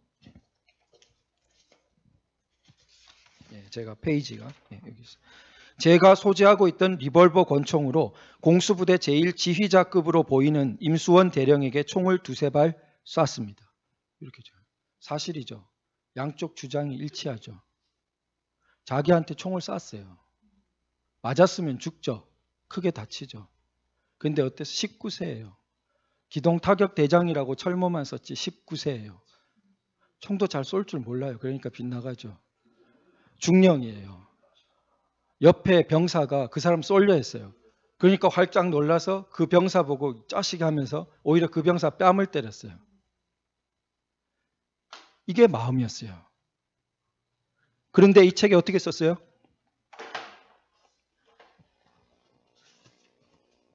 어떻게 썼어요? 어쩔 수 없이 두 손을 들고 항복하러 나가는 시민군에게도 총탄이 쏟아졌어요. 초등학교 5, 6학년 교재예요. 이럴 수 있습니까? 너무한 겁니다. 자, 이런 일들을 진상규명 어디를 해야 됩니까? 자료 나와 있는 거예요. 온 국민이 보는 89년 국회 청문회에 있던 일이에요. 그런데 왜 이런 책이 지금 나와 있습니까? 왜 이 책에 반대되는 말을 하는 사람을 오히려 몰아가요? 자, 그래서 우리가 지금 이 진상규명법까지 해서 위원회를 하면서 만약에 이런 왜곡에 대해서 말도 못하게 한다면 그것은 안 되겠죠? 네. 자, 그래서 제가 이 강의를 했습니다. 자, 그러면 우리가 좀 업그레이드 돼야 됩니다. 왜 이렇게까지 됐느냐? 우리가 단적으로 말해서 공부 너무 안 했어요. 그러다 보니까 모든 면에서 이렇게 뒤처졌습니다. 자, 지금 우리 역사에 대한 관점에서 제가 여러 번 강의 때 말씀드립니다만 우리 4단계로 보는 것이 굉장히 기묘합니다. 이승만 대통령에 의해서 자유민주 체제가 수립되고 6.25로 방어를 하고 박정희, 전두환 대통령 시기에 제한되어 낮은 단계의 법치와 자유민주주의. 그러나 저걸 독재라고 모는 것은 그건 너무 단순한 시각. 저 때는 중국도 아직 이거와는 비교할 수도 없습니다. 복수정당, 제한된 언론의 자유, 제한된 사법권의 독립, 제한되어요. 풀은 아니에요. 그렇지만 상당한 수준이 발전되어 갔습니다. 그런 것들이 다 박탈된 사회와 마찬가지로, 그리고 오히려 극악하게 박탈된 북한은 감싸주는, 있을 수 없는 시각입니다. 자, 그리고 마침내 87년대에 높은 단계로 나아갔었는데 그러다가 지금 탄핵 사태 이래 완전히 혼돈이 됐어요. 그럼 이 혼돈은 왜 왔느냐? 이게 우리는 민주화라는 이름 아래 자유민주주의 지향하고 자유민주주의가 아닌 지향하고를 막 섞여서 온 것입니다. 그래서 이걸 민주주의라는 용어만 따지면 북한도 사용하니까 도저히 민주주의라고 볼 수가 없죠. 자유민주주의여야 해요. 그러니까 서구의 사회민주당, 이 사람들은 복지정책을 펴도 자유민주주의 틀 내에서 하는 것입니다. 법치를 존중하고. 자기가 소수당이 됐는데 우격다짐으로 해요. 자기가 다수당이 되어도 법을 제정하고 제도를 과정을 거쳐가면서 하는 거지, 그런 건 막 무시하고 반대파 다 집어넣고 적폐청산한다면서 합니까? 유럽 사회민주당이? 그렇지 않습니다. 그러니까 소위 그냥 좌파라는 이름으로 부르면 그런 게 다 혼동돼요. 왜냐하면 유럽의 사회민주당, 유럽에선 좌파라고 그러니까. 그런데 이 우리나라의 지금 문제는 자유민주주의 헌법 지향의 민주화하고 그게 아닌 민주화하고 막 뒤섞여서 돌아간다는 거예요. 굉장히 구분을 해내야 됩니다. 그래서 이 혼재되어 있는 상황이 대표적으로 그 박정희 대통령, 전두환 대통령 시기에 이렇게 쭉 이어지는 겁니다. 더 길게 보자면 이승만 대통령 건국 때부터 이렇게 쭉 계속 이어지는 겁니다. 즉 이걸 구분해 보지 않으면 자유민주주의의 민주화, 그게 아닌, 민주화란 이름만 쓰지 사실은 자유민주주의가 아닌 체제 부정적인 흐름이 혼재되어 있었던 것입니다. 민주화라는 이름 아래 심지어 1987년 민주화운동도 혼재되어 있어요. 전 제가 겪었기 때문에 직접 겪었기 때문에 자신 있게 말씀드릴 수 있어요. 당시 대학 내의 운동권 학생들은 자유민주주의를 제대로 지향하는 골수 운동권 학생은 그렇지 않아요.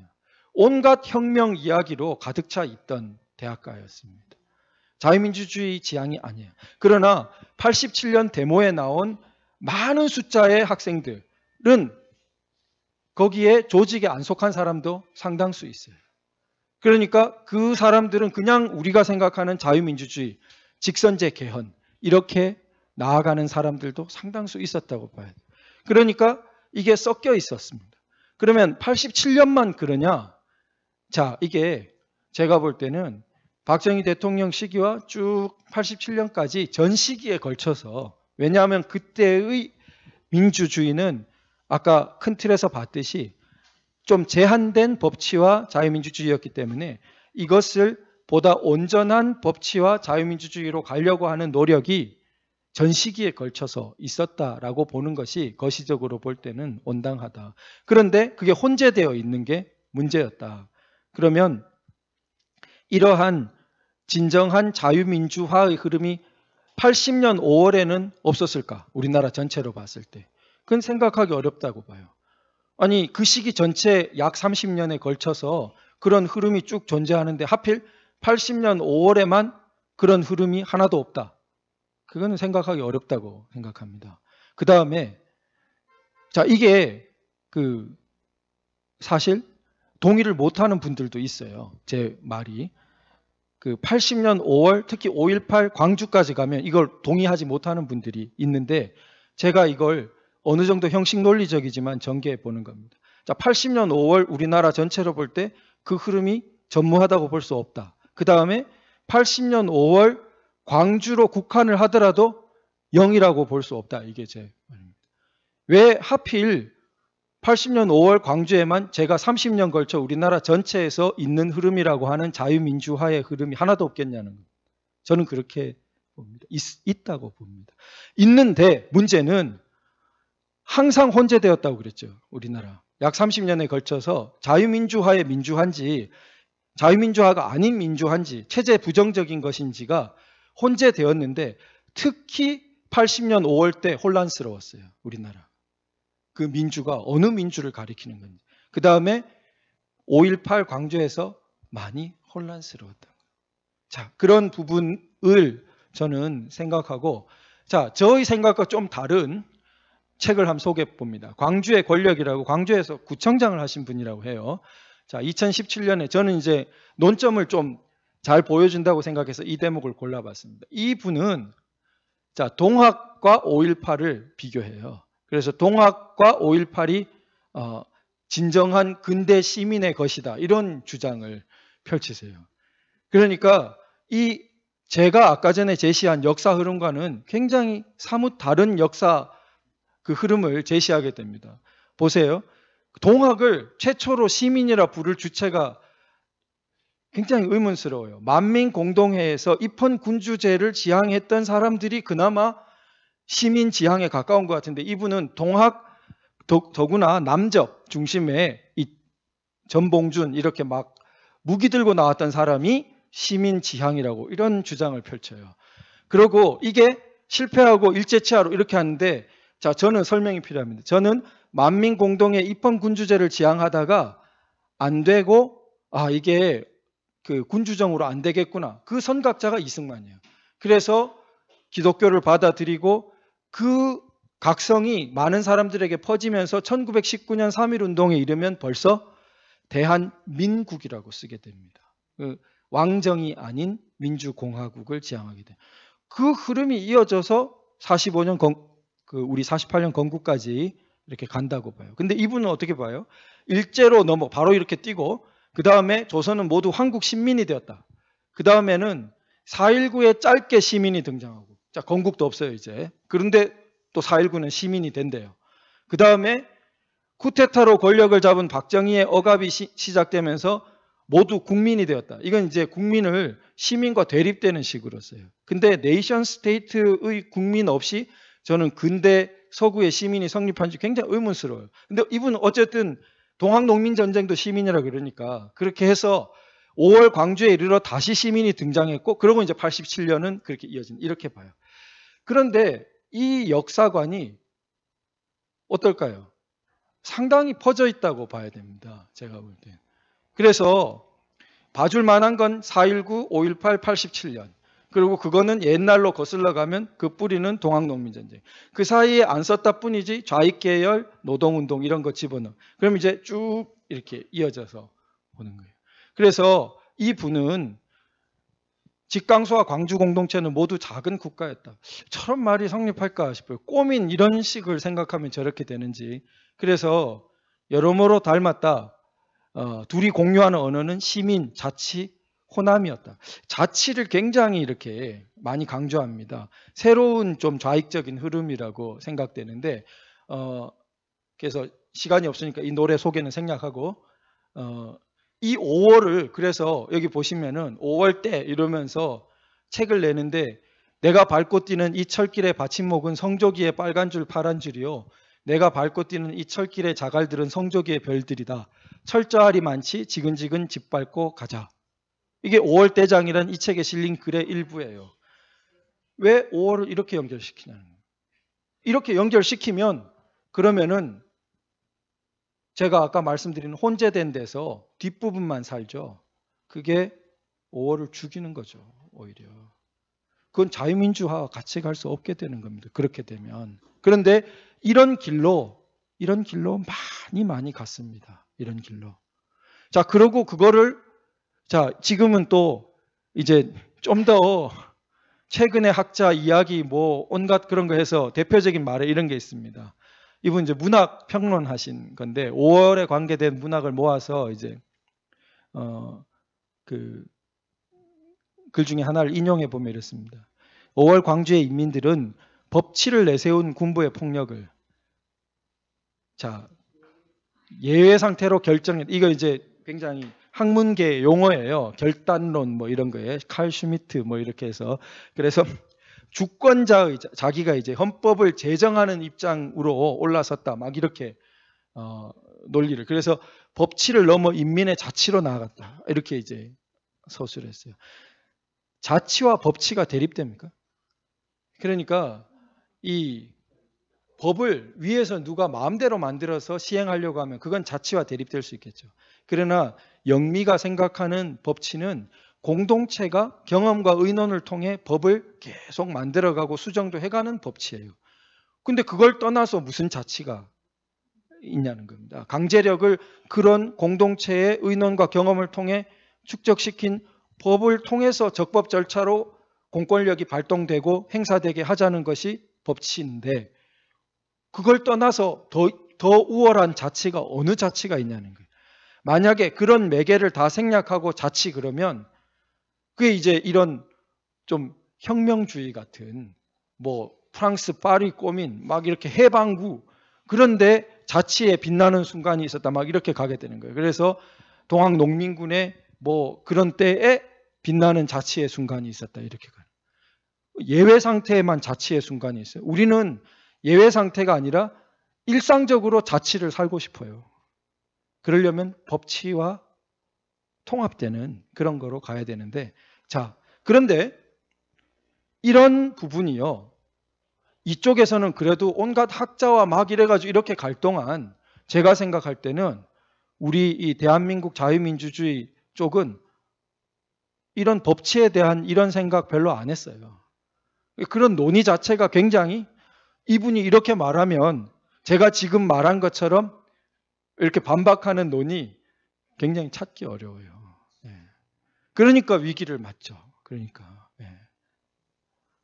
이쪽이 이만큼 꽤 정교한 이야기입니다. 압축적으로 썼지만 서구의 학적 전통들을 이렇게 반영한 이 말이에요. 함부로 하는 말이 아니에요. 이 사람이. 그렇기 때문에 외국 학술회의 같은 데 가면 5.18 가지고 이렇게 발표할 수 있는 담론이에요. 그런데 우리가 가가지고 말도 안 돼. 그냥 말만 하면 지는 거죠. 예, 그거 안 돼요. 외국 학술회의 같은 데에 이 말을 조목조목 비판할 수 있는 그런 축적이 우리가 부족했어요. 예. 자, 사실관계에 대한 것도 부족했고 이런 논의도 부족했고 그러면은 그래서 지금 우리가 굉장히 밀린다고 그렇게 생각됩니다. 자, 오늘 마지막으로 우리는 이걸 더 넓혀 봐야 된다. 거시적 관점의 이는 80년 5월을 우리 대한민국 남쪽만 생각해서는 안 되고 사실 45년 분단부터 자유통일이 이루어지는 그 전체 흐름 속에서 한번 살펴봐야 돼. 그 흐름 속에서 우리의 4단계 진행도 있고 그 흐름 속에서 5.18 문제도 있는 거라고 봅니다. 그렇다면 뭐가 대두되냐면 북한이 대두돼요. 그러니까 우리 사회의 체제 부정적인 흐름이 북과 단 하나의 연결도 없다고 말할 수 있는 사람은 좀 사실을 무시한 거죠. 단 하나의 연결도 없다? 그거는 기록이나 사실관계가 용납할 수 없어요. 사실적으로 간첩이나 그 사람들이 정말 뭐 무지막지하게 영향 주려고 노력했죠. 제 개인적인 경험으로도 80년대에 대학생이 단파 라디오 가지고 북한 방송 들었습니다. 학생 운동권에 해당되는 사람이. 예. 그러니까 이게 그런 연결들이 느슨한 연결이죠. 그건 조직적인 연결은 아니었습니다. 자, 그런 정도인데 그러면 이 북한 체제 부분을 빼놓고 우리나라의 전개만 하면 전모가 드러나겠냐는 거. 그게 우리가 생각해 봐야 되는 거예요. 전모가 드러나기 어려운 부분이 있다는 걸 우리가 감안을 해야 된다는 거예요. 그래서 이 북한 체제, 그것은 거대한 체제 범죄입니다. 체제 자체가 범죄의 주체예요. 그래서 3대 김씨 체제는 70년간 국가라는 기구를 이용해 가지고 거대한 체제 범죄를 저질러 그걸 반인도 범죄라고 합니다. 전쟁 범죄, 반인도 범죄. 우리 인류 사회가 최고의 2개 범죄로 인정한 걸 다 했어요. 그래서 이 것에 대한 청산, 그야말로 그 체제의 정리, 그게 전환기 정의입니다. 그 날이 옵니다.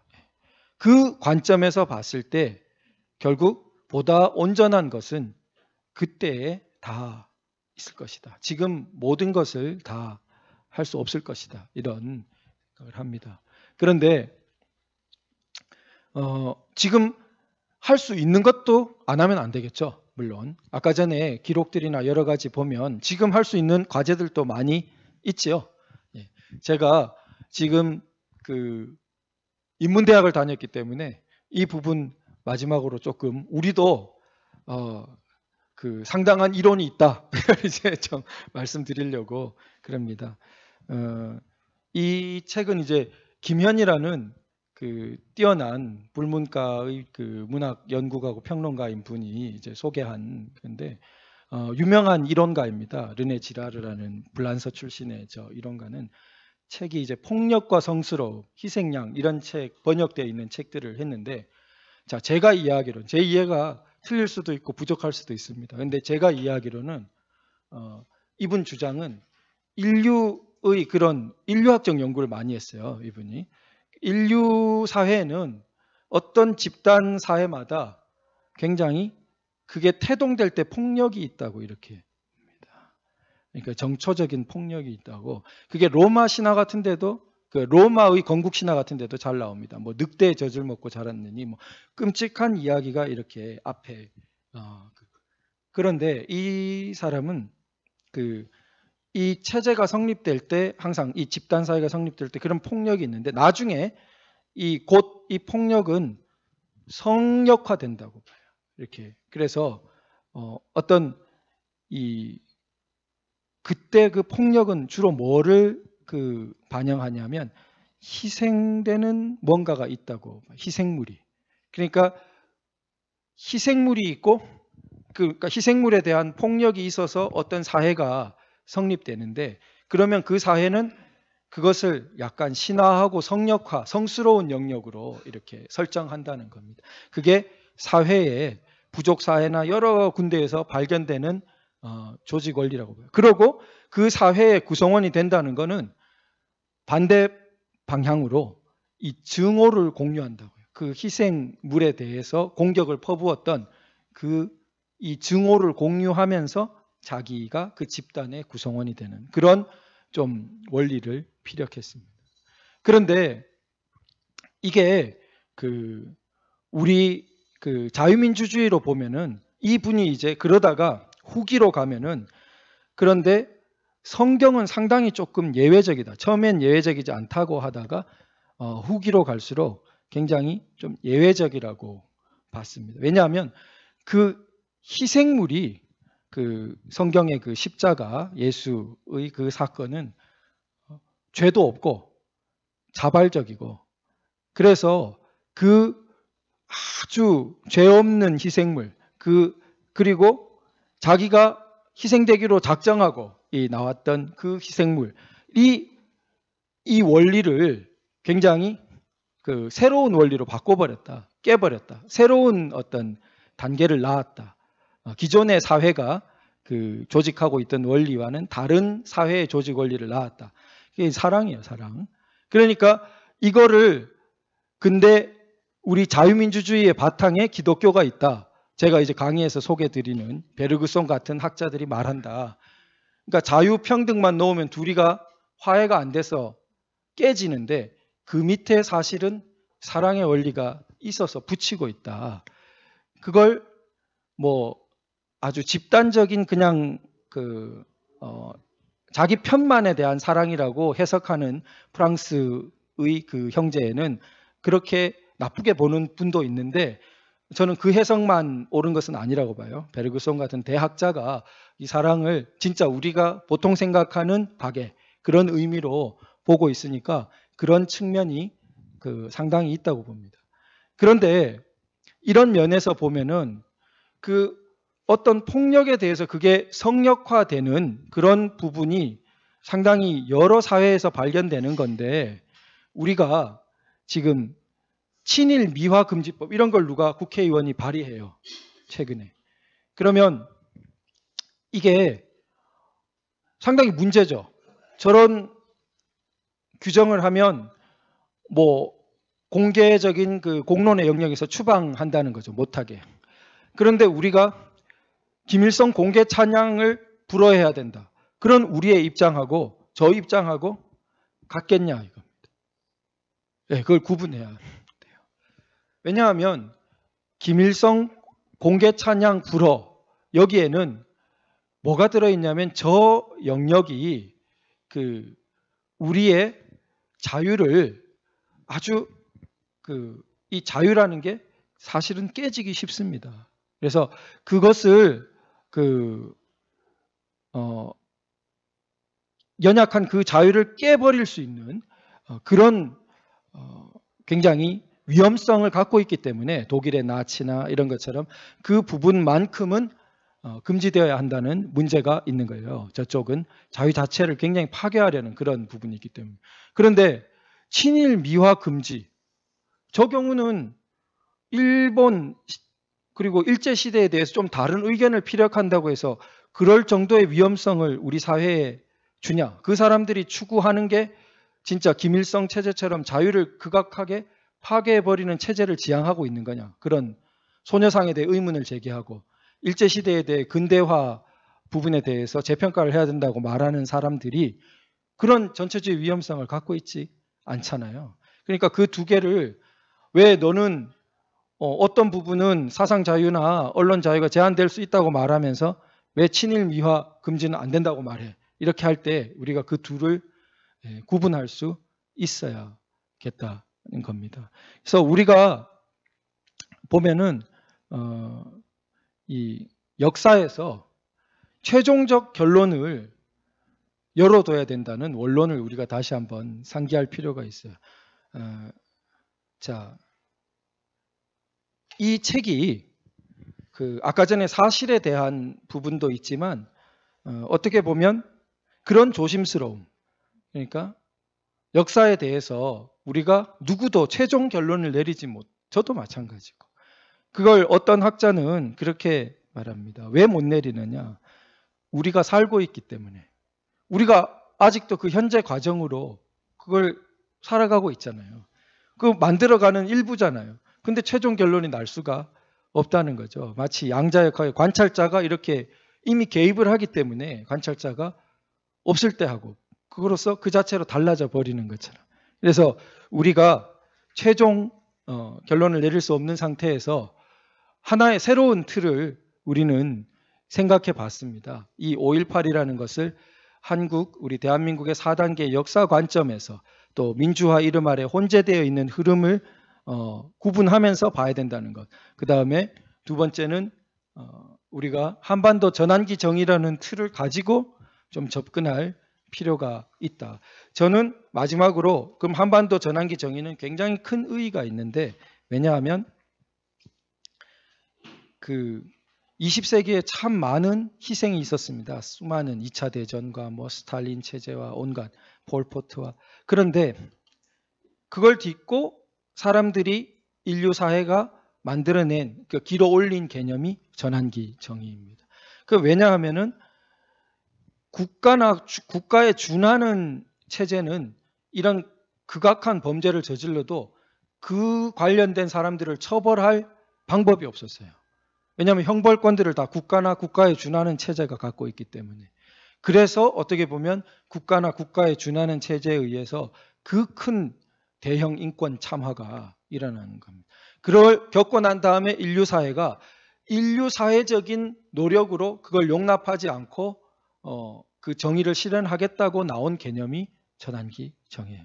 그런데 그 전환기 정의가 최초로 실현될 가망이 높은 것이 바로 북한 체제입니다. 이 체제 전체로 저질러진 70여 년의 그 반인류적인 행위에 대해서 이 심판의 날이 다가오고 있고 그 심판은 인류사에서 기념비적인 것입니다. 한 번도 그럴지를 못했어요. 어떤 국가 체제 전체를 심판해 본다는. 그래서 우리가 그 일을 앞두고 있고 저는 그렇다고 믿습니다. 그 일을 하게 되면 그것이 바로 이 한반도가 가진 굉장히 숙명처럼 세계사적인 사건을 여기서 우리가 겪게 되는 거라고 생각되고 그 작은 밑거름으로 되기를 소망하면서 부족한 강의를 마치겠습니다. 감사합니다.